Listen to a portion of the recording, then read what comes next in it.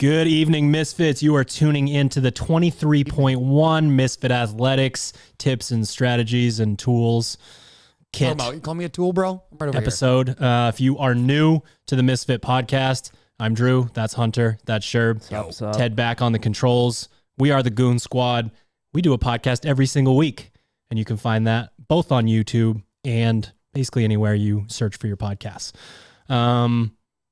We're gonna do a little housekeeping to get started. So typically at the beginning, if you're used to listening to this, during the Open, typically at the beginning we talk about the Misfit leaderboard and we do a drawing. We give away some free stuff. Make sure that you go into your profile and add the hashtag on the game's website. We are Misfit. WEAREMISFIT. We are Misfit. If you are on there, you are entered in. We read the leaderboard. We pick some names out of a hat. We send you some cool free shit.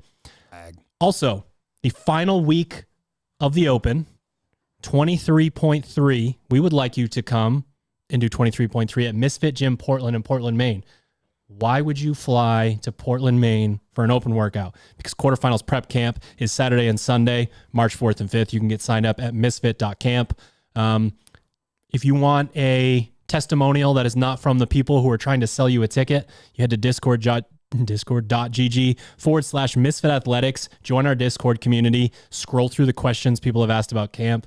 There's some really awesome testimonials on there. And if you don't want to go searching for them, just ask again, and the community will let you know how awesome our training camps are.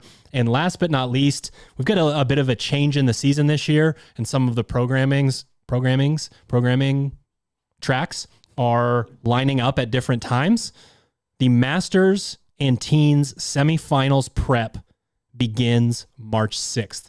So that is going to be multiple weeks before phase 4 and before and quarterfinals prep for the Hatchet athletes.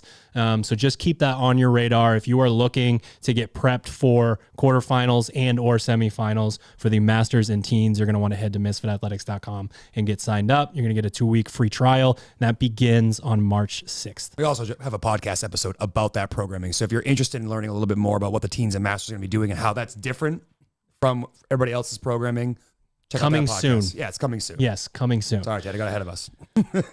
All right, boys. We did it. 23.1, Hunter v. Sherb went down. We can't skip over it. Sherb starts with a victory. Got it. How does it feel?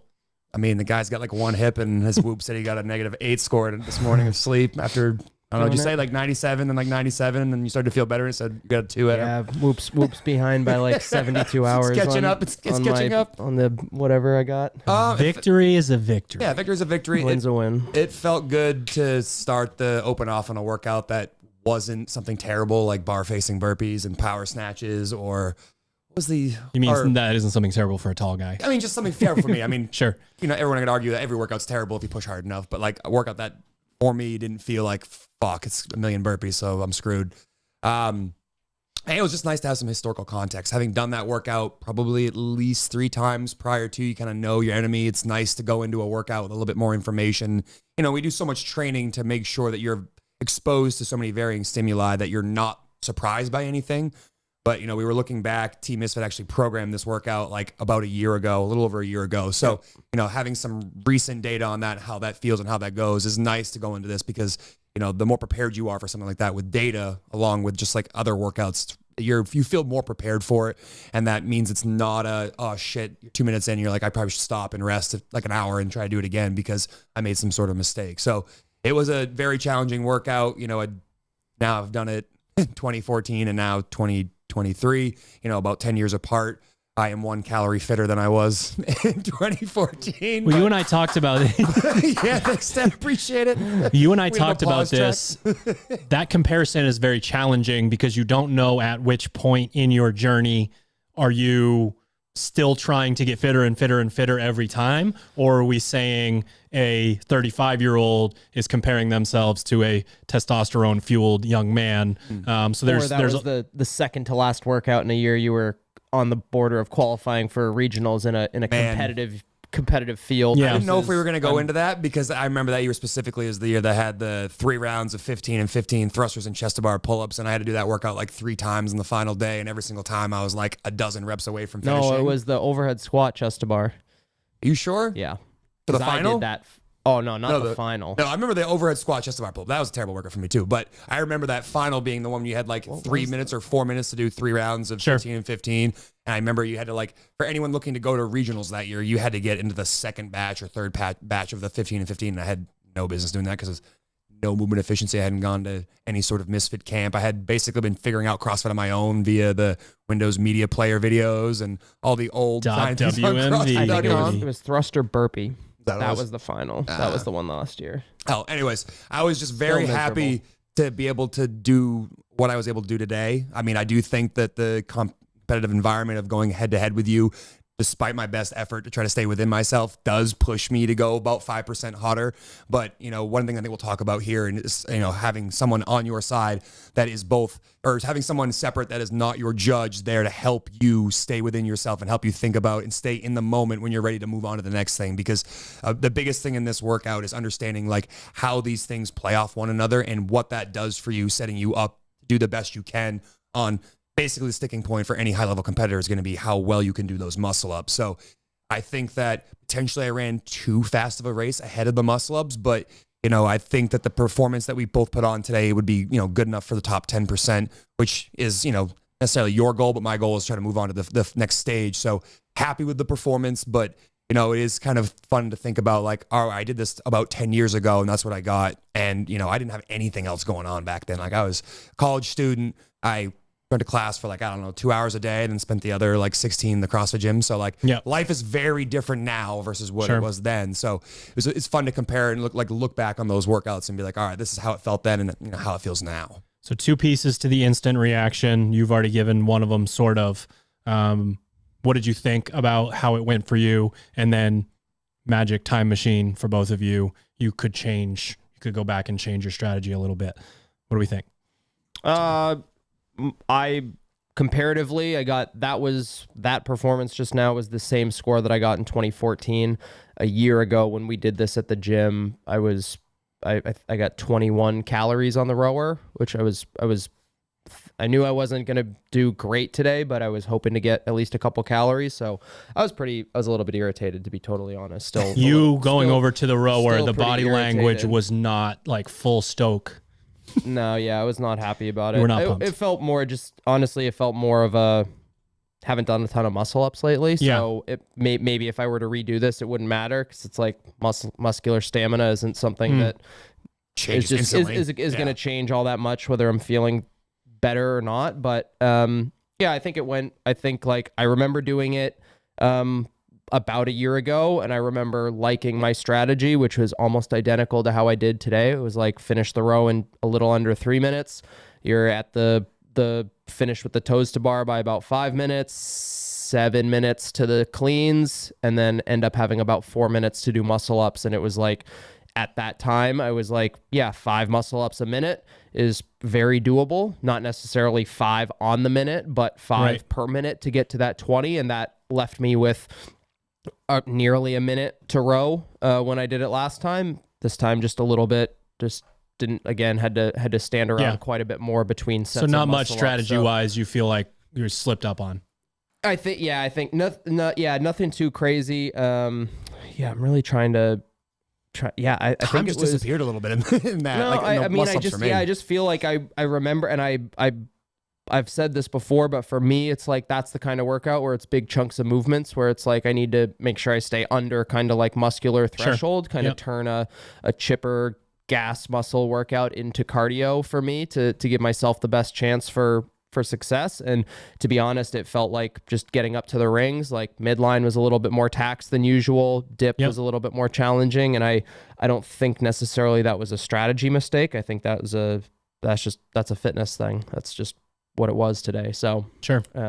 But I think there's plenty to like work on. Maybe could have bought a little bit. I spent like 20 seconds changing my grips on the muscle ups. Probably could have like bitten off a chunk of muscle ups and then changed my grips, because I'm a baby about my gymnastics grips. But other than that, I think of having done it enough times, I had a pretty good idea of exactly how to attack it and where I should be on. Were those the same grips from when you did it in 2014?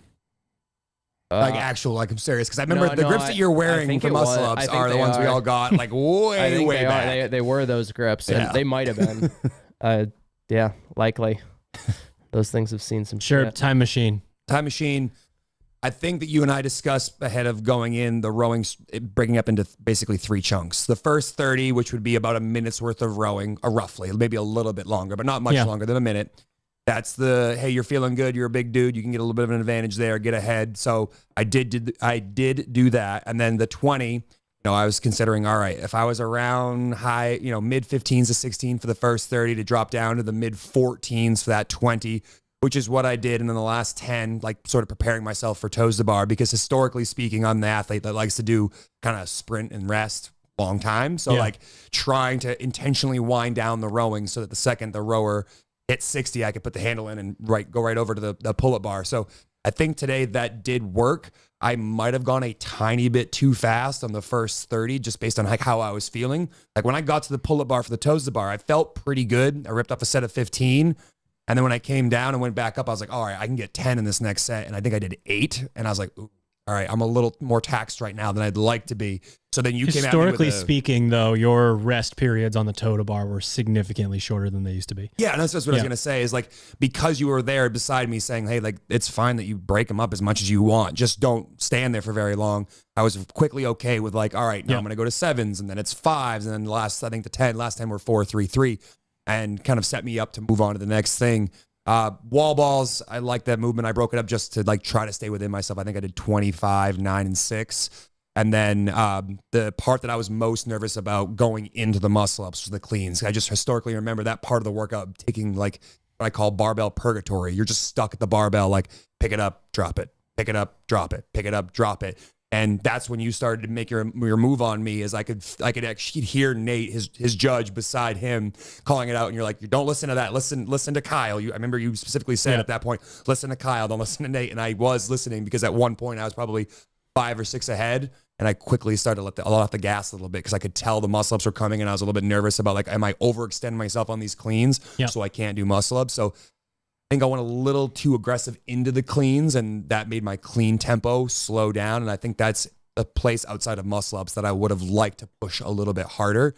So, you and I talked about this at the very end of the workout. It's like, do you go a little bit slower at the front end? Are you able to go faster then? Or are you telling yourself a story? And that's the hard part here, is because in hindsight, you're always like, yeah, fuck yeah, I could have gone faster on the cleans if I had done slower there. But like, that much faster? Much faster. And at the end of the day, it's plus and minus. And that would have fucked your ability to do muscle. It's a physics equation is what it is. And you sneaking a little over here and a little over there, when you zoom out, it doesn't really change the physics equation. So, we were obsessed in 2011, 2012 with the trick of what you can do in an open workout. And this is the exact amount of sets and reps, which with everyone's different physiology makes absolutely no fucking sense anyways. But you would do them, and you would be at very different points at different times in the workout. And then you would end up within a handful of reps no matter what, because it is no standing around season. Everyone's, that you're competing against is doing work most of the time. So it just doesn't add up that way. Wrapping it up there, like the last thing was just the muscle ups. And I've been doing them more than Hunter has, just because I've been doing a little bit more structured training, but kind of feel the same way. Like they were what they were. And, the thing that's always kind of irritating as an athlete is when someone is able to talk to you and say, go do 2, and you can do 2, and then you come down and then just say, go do 2 again, and you can do 2 again. Like, you not being able to push yourself to do that is what for me is frustrating as an athlete. It's like, if Drew can just say, go do 2, and then I go do 2, why the fuck am I not doing it myself? But that's why someone like yourself, being there, not being your judge, someone who can be there and knows how you work out and seen you work out enough times to push you to do that, is basically like nudging you and be like, hey, I know you can do this. You don't want to do it. No one likes to feel the way you're feeling and just keep exercising, but like your body can do it. So to me, that was very, very helpful at that point, because when you were like sneaking a set of 3 here, and I was like, fuck, I can do this, and did a set of 3. And you got 7 left, and you're flirting with the clock. That one more set, you ain't doing shit on the rower. Well, it's to say, if I do one more set, I'm getting 3 calories on the rower instead of, whatever, 14 calories or whatever it was. Would you say you rode at 16 and then drop down to 14? I would say like 16 to high 15s for the first 30, then like 14 to 15 in the middle 20, and then like probably like 13 high 12s in the last 10. So for the listener, I was rowing it. I started like it got up to like maybe 1,500, and I settled in at around like 1,300 to 1,350, and I ended up being like five to seven toes to bar behind you by the time that I hopped up. Closed the gap a tiny bit, probably by like a couple reps on toes to bar. Yeah, I'm not sure where you were when I left the toes to bar. I imagine you were in the mid 40s. I remember, I think I hopped up. I did 2 sets of 5. I think I was at 45 when you finished, and you were walking over to your bar. So I made up a couple reps there. You definitely pulled away a little bit with that bigger set of wall balls to start, and I got a couple of no reps from Nate. I'll haze him for that later. But the entire affiliate for that later. But the clean, yeah, I know I did make up a little bit of time with you on the cleans, and I heard Drew, like, don't listen to him, just like keep doing one at a time. And I think that's important for athletes. Oh my God, you hear that? Just shut, like, it's shut a clean. Up, just drop it. Do Can a I do a single, like you can, like if you go back and look at the video, and I will. I'm not a picture of perfect movement in that. I imagine my hips were higher than my shoulders on a couple of those in the setup position, but it was just leverage, baby. Just that time under tension. And then I think probably the movement efficiency thing for me is I felt the muscle ups in my midline a lot more than I usually do, and toes to bar are a good movement for me. And I could definitely feel myself really. Did you do a sweat check? What's up? Did you do the full sweat check? Yep. All right. Yep. Just asking. Can confirm. Did see confirm. Did needed to. Like a 60 minutes check. But the muscle ups it was very much like I was leaning way too far back, turning it into like a GHD sit up. Sure. Plus ring row plus. Well, he was ring doing the same depth. thing. He was splaying. I was trying to get him to tuck his chin and find your target. Like, look at your target, and I didn't look at a target, but I didn't. Yeah, I opened up with a set of 4, and it felt really good. That kind of gave me a little confidence boost, and then it was like double. I'm like, fuck. I knew, and then I was like, that's fine. Like, I'll do sets of 2 until the ice melts. But it was just 2 sets of 2 with a whole way too much rest. I was like 4, 4, 4, and then I'll do 2s the rest of the way. That's exactly what my plan was, and I did 4. I went up for my second set of 4, and at the third one, I'm like, nope. That's 7. Did you do 3? I did 3. Oh. Yeah, I think I did.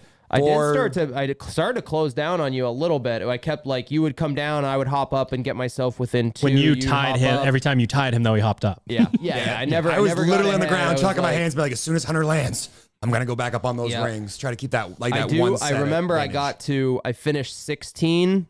And I took a pretty long break, and I thought in my head, I was like, I'm at 18. I have 2 more, and I'll get time to get on the rower. And then I hopped up, and he was like 17. I was like, fuck. Like, I still have to hop up again. Yeah. I knew I was in trouble with the clock. So. All right, full breakdown. If you head to our Instagram, you're going to find our suggested warm-up. But because we get so many new listeners during this period of time, I just want to try to indoctrinate more cult followers in the warm-up protocol where you're actually thinking about your physiology, your biology. So when we are at rest, our blood is circulating mostly in our torso around our organs.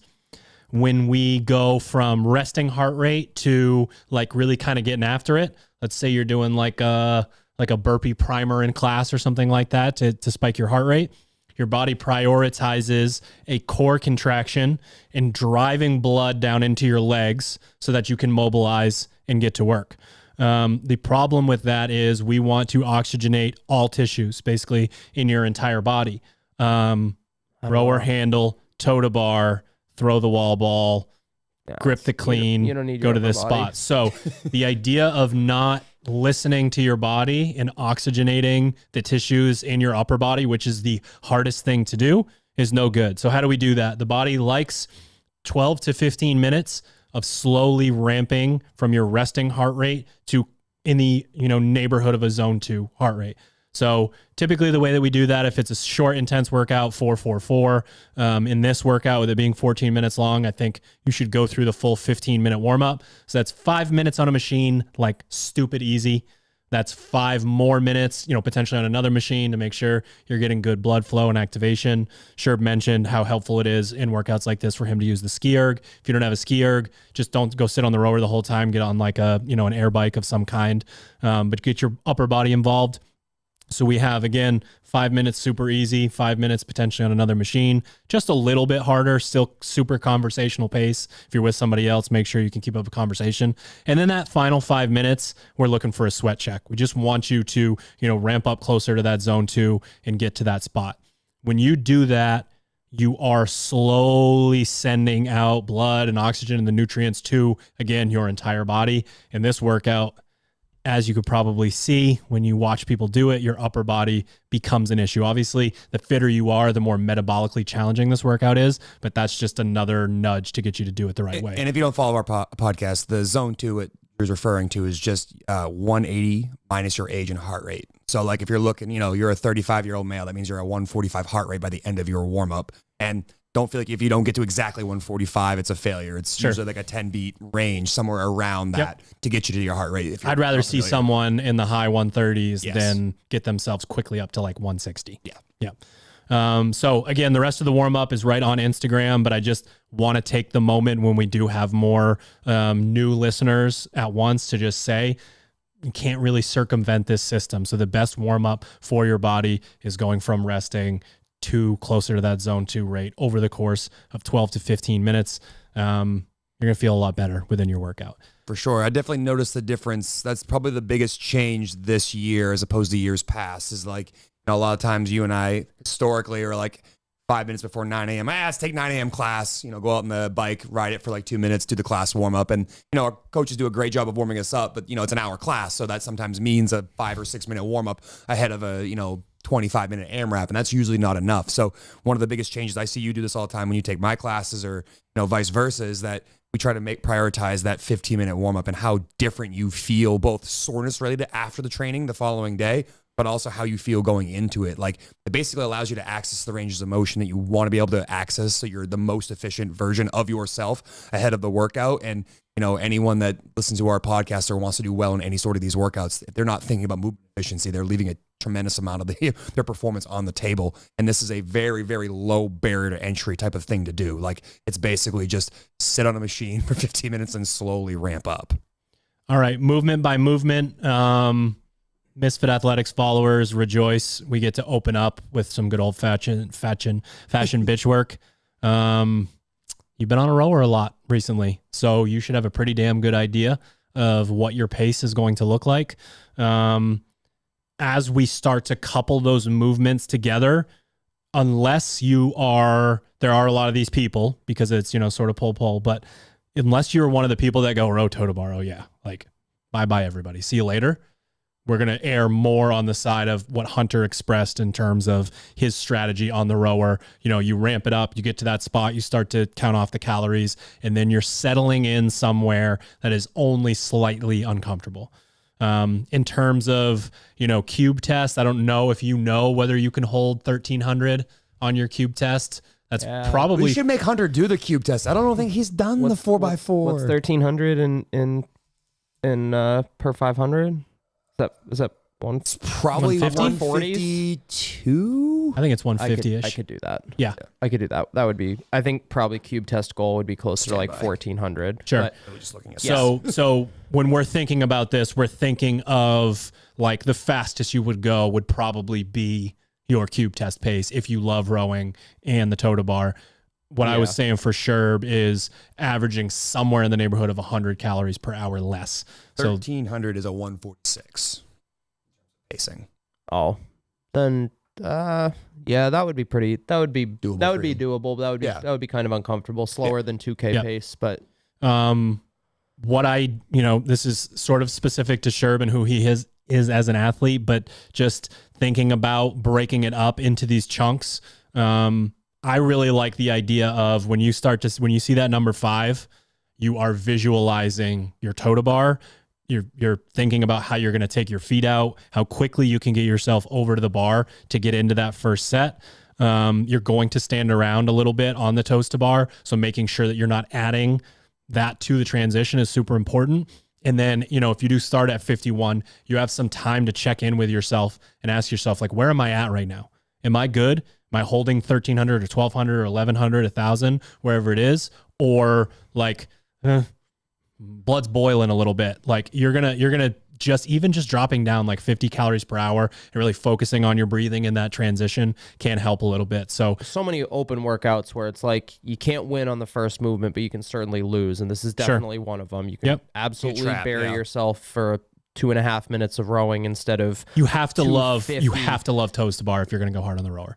That's just, I mean, even more like if you go hard on the rower and you love toes to bar, it's like, well, now I have... You hammered you up for 3.5 minutes. Good luck for the next 10 and a half. Hammered myself for 4 minutes. What am I going to do for 10? So definitely slow is smooth is fast kind of start to the workout. I also like that, like the last 10 calories being that mental check-in, because like, let's say you drop down males to like 1,200. That's like about 30 seconds of prep to think about how you're going to transition next thing. And while you might say to yourself, oh, but I'm adding 5 extra seconds to my row overall, like you're going to stand around at some point. 5 extra seconds at that point would be a lot, that would be a huge drop in calories per hour. So like the point being there is that like, while it might feel like you're letting your foot off the gas a little early, if it buys you the ability to do 1 fewer sets of toes to bar or faster clean cycling or 1 fewer sets of muscle ups, that's a huge advantage over your competitors who might make the mistake of going a little bit past their line early in the workout. In terms of toes to bar, basically every athlete on earth is going to go out there and go descending sets until they hit a point where they feel like they can repeat what they're doing. So for instance, Sherb went out and did 15 and then 8 and then maybe 7. Yep. 7 to get to that point. You're basically monitoring yourself to the point where I'm watching his body language from the outside looking in, and he did his set of 15. And it's like, okay, set of 15, great, but how long is it going to take for him to do his next set? He spun around and jumped up and did 8 more.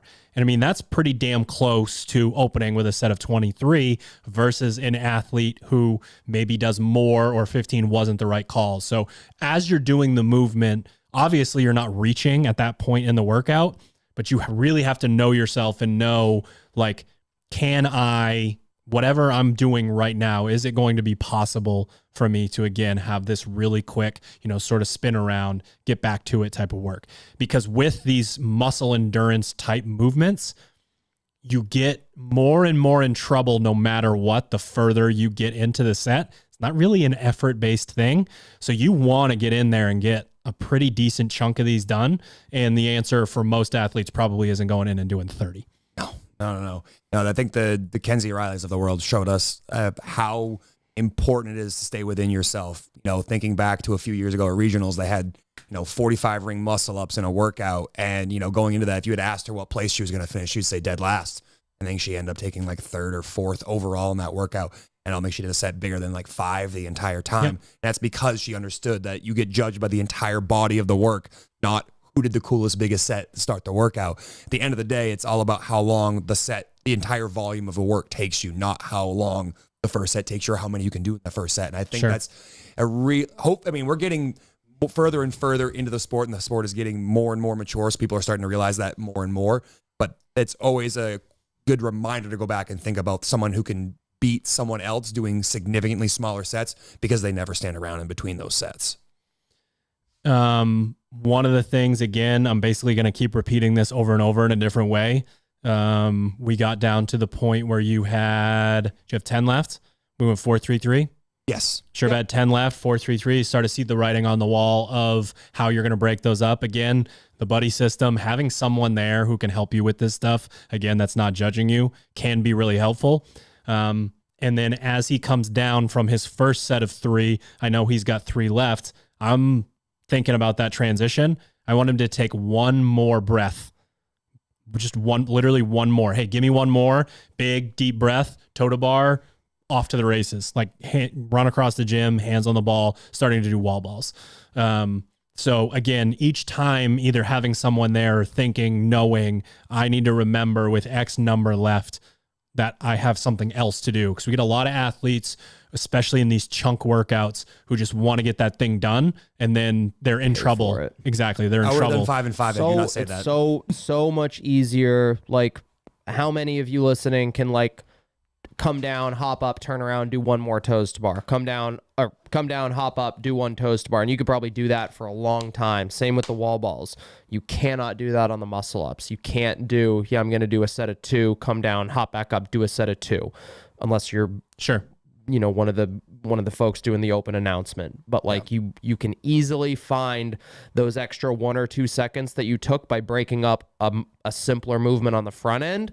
If like by doing that, you can find those seconds later on in the muscle ups where it's like, I actually only need 5 additional seconds of rest, not 15 additional seconds. That adds up way sooner, or way more than a short rest. Compounds a lot more. Yeah. Wall balls are wall balls. There's not a whole lot to it here. Obviously, if you're horribly inefficient, you're using your upper body too much, that's going to be a problem. We got a video on movement efficiency on our YouTube channel, so make sure you check that out. The thing with these that's funny is if you're looking at it and you just sort of get that visceral reaction to, fuck, a set of 40, you could have done, Sherb did 25, 9, and 6 or whatever it was. It would have taken him the exact same amount of time, and potentially he would have done them faster if he did 4 sets of 10. I did 4 sets of 10. Do not worry about that. Like, do not. Like, figure out what your all-day set is. You should know that as a competitive athlete, and just go in and do that and don't stand around.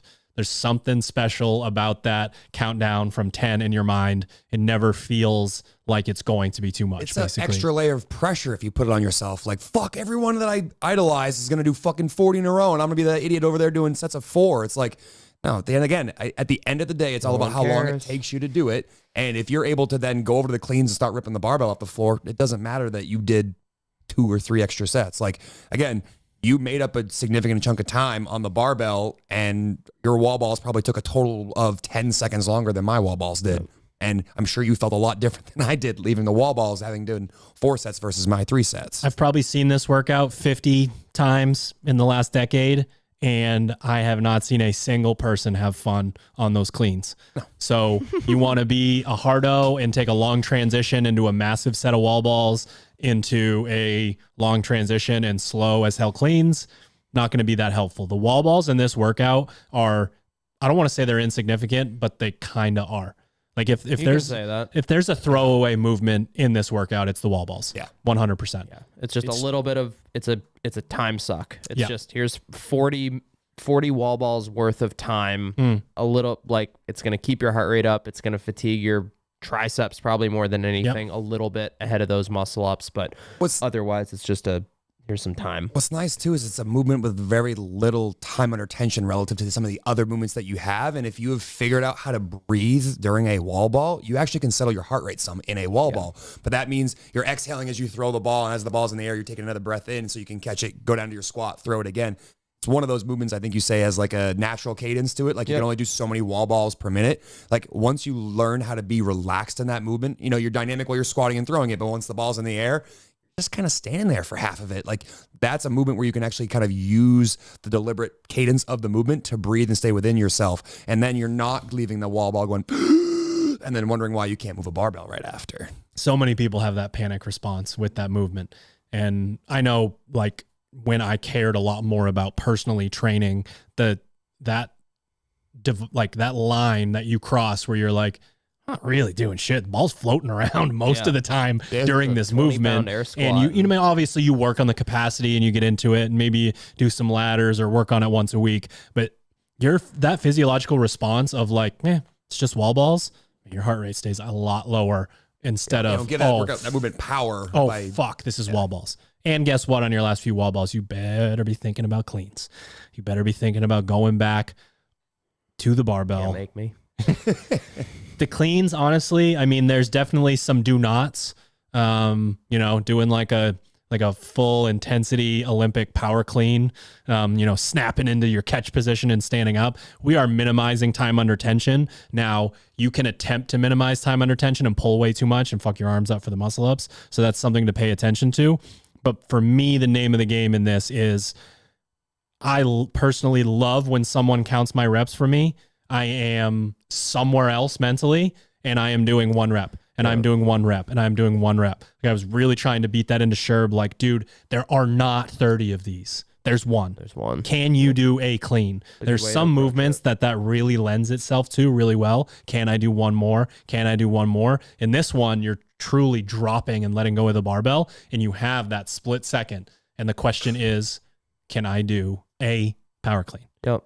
And then, hopefully the person's counting properly and you go on your merry way after 30 lovely power cleans. I know for myself that like the combination of the grip and like kind of a full front rack is pretty demanding on my upper body. Yeah. And so I told Nate before, I was like, hey man, like this is what my cleans look like. Like my elbows are going to barely get in front of the bar to meet the standard. And then it's going back down onto the ground. Yeah. And it's just like, I let your grip go. If you're holding on to like, if you hook grip, like great, save your grip a little bit, but you got to let that thing go as your elbows come through. So you're not creating a bunch of tension on your rotator cuff and shoulders and whatnot. But it's like, again, like you said, as little time holding on to that barbell as possible, unless you're, did any of the, did Laza or Laura do touch and go at all? Or I'll just rip through. I saw Gabby do a decent amount of touch and go. And I don't know if that's like an announcement trying to catch up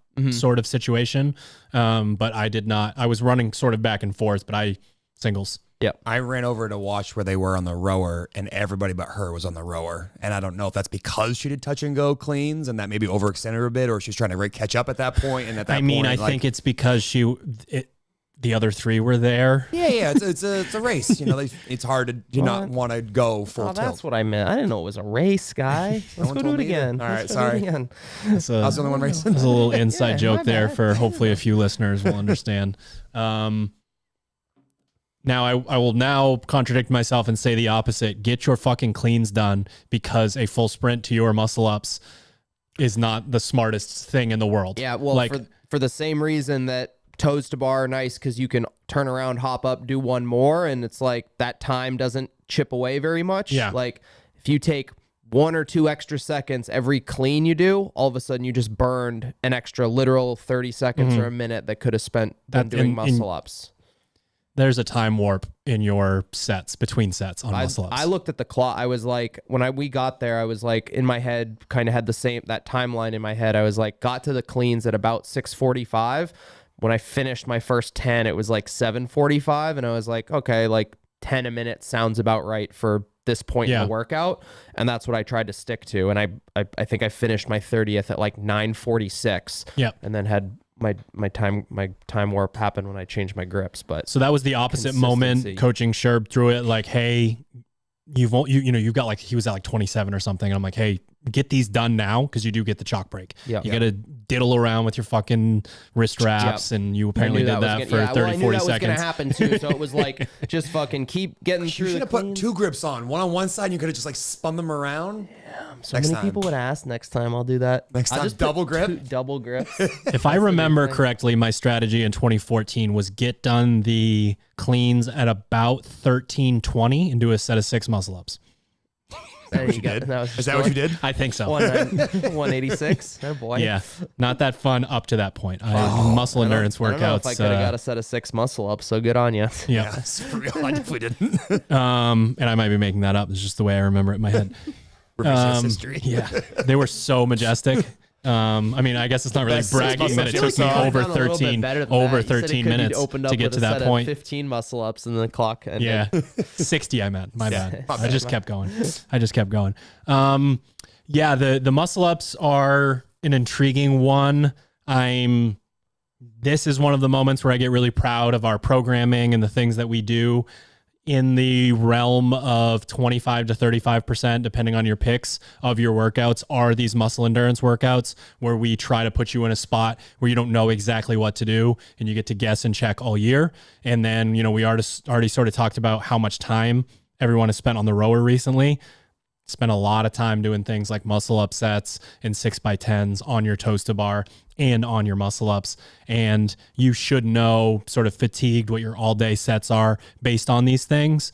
But the reason I bring it up mostly is because I want you guys to go back to your training when it comes to the muscle ups. You are going to, your brain is going to try so hard to trick you into doing inefficient muscle ups because you don't have the hip extension that you normally would in terms of how dynamic it is. You know, your grip is going to be blown up. So your mind is going to tell you need to over grip and potentially have, you know, that super slight arm bend as you're swinging, things of that nature. You're going to catch and not want to naturally let your legs drop and go up into kipping your dip. So it's a very general recommendation, but like really think about the way you move in your warm up and try to get it into somebody else's mind's eye, because you're going to do something weird on one of your sets and you want someone there to have that cue ready for you. Like, I know your hips are fatigued. Wouldn't that mean you should use them even more or be more aggressive with it? So I noticed, you know, I think it was both of you guys sort of having that muscle up where if you pause it at that hip extension, the head's either in line with the body or even potentially lower than the body. And then you just have this long trip up and over through the rings. And again, that's what happens when people think they need to heave themselves over the rings.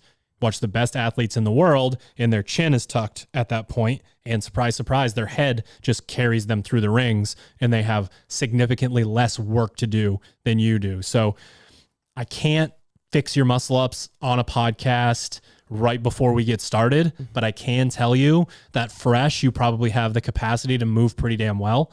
And, you know, map that mentally, know what it feels like. And again, Buddy System is awesome for open workouts. Yeah, I mean, if you go back and you watch any of our muscle up tip videos, there's typically 1 or 2 or 3 things we kind of cover. You could take one of those things, like see your toes before you throw your hips, or pick something across the gym that's at your eye height. It's like at a 45-degree angle and stare at that the entire time. Or, you know, what helped me a lot was when I was starting to get tired and I could tell I was doing the big old sit up over the rings. You said, sit over the rings faster. And all of a sudden, I mean, I'm still someone that tends to be very open with my hip. I'm not the one that gets their knee up and has a really efficient muscle up kip. That the tip of turning over faster then made my muscle up easier because I spent a little less time per rep doing it. And I wasn't doing any big sets. I mean, 2s and 3s are not giant sets by any means, but the ability to use less energy in each one of those allowed me the opportunity to be doing potentially my second biggest set on my third to last set of 20 reps. Like, you know, to think about being able to do that later in the workout tells me that like it was more of a movement efficiency thing than a fatigue thing. And I wasn't as sharp as I needed to be kind of after my first set of 4. And that is why I was kind of forced to do 2s of, 3 or 4 sets of 2s before I then was told, hey, try for 3 so you don't have to do an extra set. It's really challenging in the heat of the battle, no matter what, to remember these specific things while you're there. And I think that comes with experience. And then in these muscle endurance workouts, it just gets cranked up so much more. The good thing is if you take the time before the workout and ask yourself or your coach, what do I normally, like, what is my thing that I don't do well? They're like, oh, you're always doing strict ring dips, or you're one of those people that has a lot of upper body strength that is, the muted hip or whatever. That's the thing, like Sherb is, alluding to, that you lock in on. If you obsess over that thing, that can be super helpful. And I'm obsessed with the notion of movement efficiency replacing like, oh, fuck, this hurts so bad. I don't want to be doing this. This is really rough. You can get into the sort of the magic of the movements like when you're under fatigue. Exactly. Yeah. And you can switch the narrative and sort of the self-talk that's in there. 23.1 is this sort of lovely run interference on the muscle ups. The muscle up is the workout for most of the people that we're talking to. And that could be 1 or 2 or 3 or 4. And that could be, man, I might be able to finish these, all the way up to, we're going to have a handful of athletes that are trying to, maybe finish the row. Yeah. So the way that you move and the way that you carry yourself and your self-talk and what you do to, to get your heart rate down and stay steady, you arriving at that point of the muscle up, so much of that matters prior to getting to that point. To me, that's for almost everybody. That's what the workout is. We're also finally in the time of year where all that time spent building your like athlete encyclopedia or athlete IQ it's come to fruition. It's now time to use that information because now you are being tested. Go back into your journal, go back and look at all your training notes, look at your cube tests, look at how you've done like you were saying earlier, how you've done your Misfit sets of muscle ups, how you've approached the toes to the bar, what those things look like, and really try to reflect upon what went well for you back then. And hopefully you took really good notes because now is the time to use that. And that was something that was super helpful thinking about like, was my cube test rowing pace on my rower? What was I doing for the 6x, Misfit sets of toes to bar? What does cycling a barbell feel like after having done these things? Like, you have all these training experiences. Now is the time where you can really dive back into your notes and use that information to help you, because, nothing that we say in this podcast outside of general strategic things are going to make a giant difference. You've already spent all that time collecting all that information and really learning all that you can leading up to this point. Now it's time to sit down with that notebook at the table ahead of doing it tomorrow and be like, all right, what did I learn this year and how can I apply that information? And especially if your goal is longer term, quarterfinals and semifinals, like the Open is the perfect time to, if you haven't been doing the thing, what you just said, as far as going back into the logbook, this is it. This is where that begins, right? Yeah. You have to go back into that book. You said it perfectly, Misfit sets of toes to bar, Misfit sets a muscle up, row pace. How many times have we programmed something where it's score is your average calories per hour, score is your average pace per 500 meters. 3 minutes, do it. Yeah. So many data points that you should be able to draw from. And if you're lucky enough to have followed the affiliate programming, January 22nd or 21st of last year, that was programmed for gyms. So maybe you even have a more recent exact data point on that workout itself. 23.1. Make sure you head to games.crossfit.com, go into your profile, use the hashtag #WeAreMisfit. That will put you under our leaderboard. It's not just the letter R, it's AREWEAREMISFIT. Make sure you go in and put that. That will automatically enter you into winning some free swag next week. Again, if you're looking for really be able to ramp up for quarterfinals and semifinals, you're a masters or teens athlete, misfitathletics.com, 2-week free trial to lead you into March 6th. If you like the podcast, if you like the content throughout the Open, one of the best ways to support the show is to head to our show sponsors, and buy some stuff. Use the codes. We got Proper Fuel. You can head to properfuel.co. We've got Hydrate. We've got post-workout nutrition, all the stuff that you would need in one jug, protein, carbs, digestive enzymes, all that good stuff. We have, really important this time of year, to be honest, pre-workout is going to be really helpful within these workouts, but we don't typically get to, maybe we are prioritizing and we get to do it in the morning. We have a caffeinated version that'll, blow the headband off your head. The stim free before we started. Yep. And then these guys are doing it in the evening. Maybe depending on where you're at in the world, you have to do this in the evening. We also have a stim free version. Properfuel.co. Use the code word Misfit. You can also head to sharpentheaxe.co.com for some of the best gear in the game. Often imitated, never duplicated. Use your favorite athlete code there. Competition season is coming around and you save money and you donate money to them for their competition season, something we're really passionate about. Sharpentheaxe.co.com. Use your favorite athlete code. We've been talking about Team Misfit and we've been talking about Misfit Athletics this entire podcast, basically. TeamMisfit.com for your affiliate programming needs. MisfitAthletics.com. Both places you can get a 2-week free trial. Good luck in 23.1. We will see you next week for 23.2.